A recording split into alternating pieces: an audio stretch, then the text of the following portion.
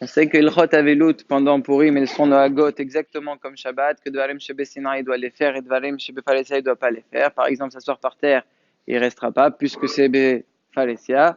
Par contre, par exemple, les sous-vêtements, est-ce qu'il pourra les changer? Il pourra pas les changer parce que c'est Milta des Sinra, c'est quelque chose qu'on remarque pas. La Sheila, elle est par rapport à Mishloach Manot, il y a plusieurs avis, etc. Donc on m'a demandé de les dire, parce qu'il y en a qui sont concernés. Donc Mishloach Manot, Shulchan Aruch, il dit comme ça, que le Havel, il est Hayav et Mishloach Manot. Voilà ce qu'il dit.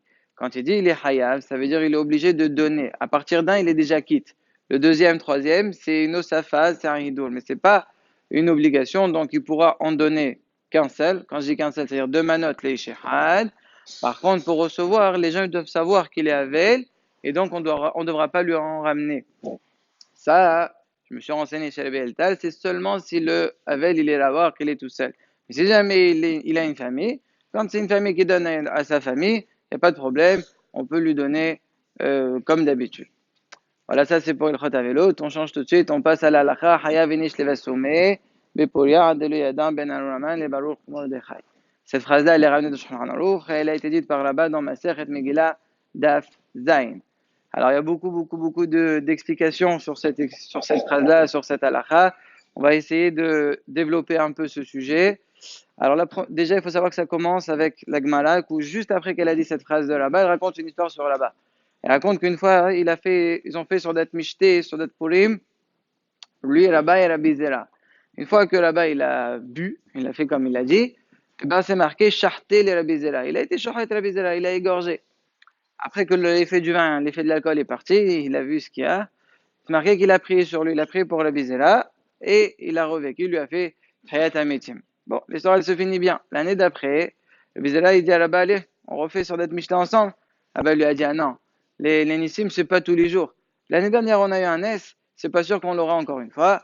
Donc non, chacun il fait soldat de son côté. De là, il y a beaucoup de Hachamim, beaucoup de Rishonim et Achronim qui ont appris.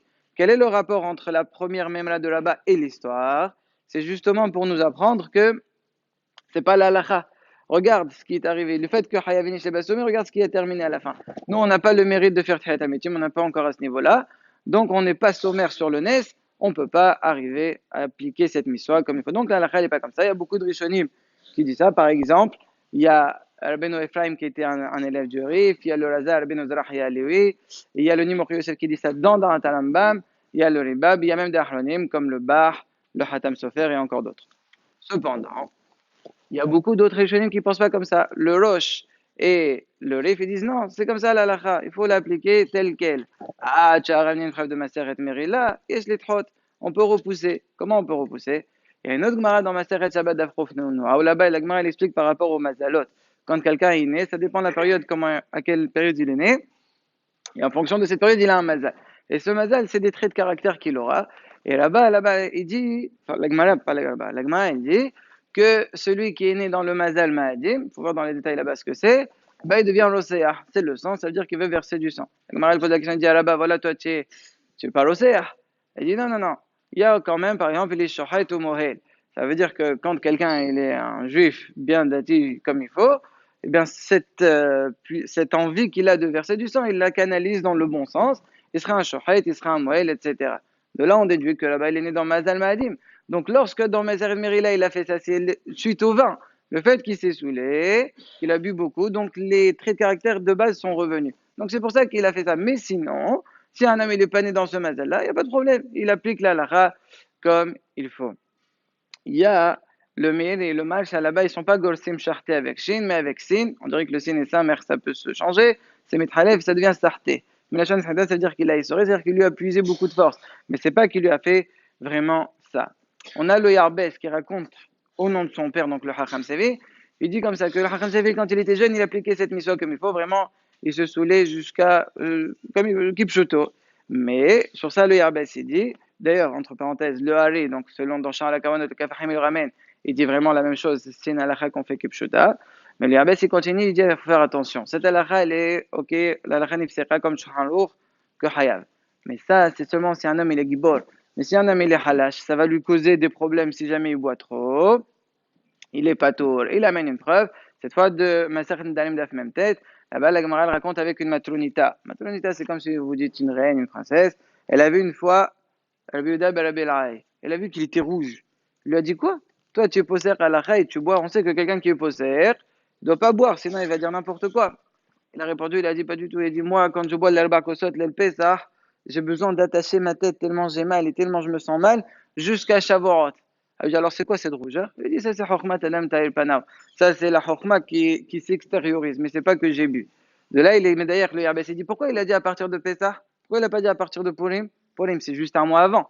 De Pessah à Shavuot, il y a plus qu'un mois. Et Purim, tu le comptes pas. Elle a que comme il savait que c'était Maziklo, il n'a pas bu. Donc de là, il met d'ailleurs que lorsque quelqu'un il est halash, il est pas tort. Et ça, c'est pas seulement gashmi, quelqu'un que vraiment il va se sentir mal naturellement, même dans la ruhniyut, même si dans les misot, au lieu d'être choté avec ta, au risque d'être choté avec tête, à ce moment-là, évidemment, lui aussi, il n'a pas seulement un pitour, mais il a un issour, puisqu'il risque d'être mesalzel, les misot. Tout ça, c'est si j'explique la Gemara Pshat.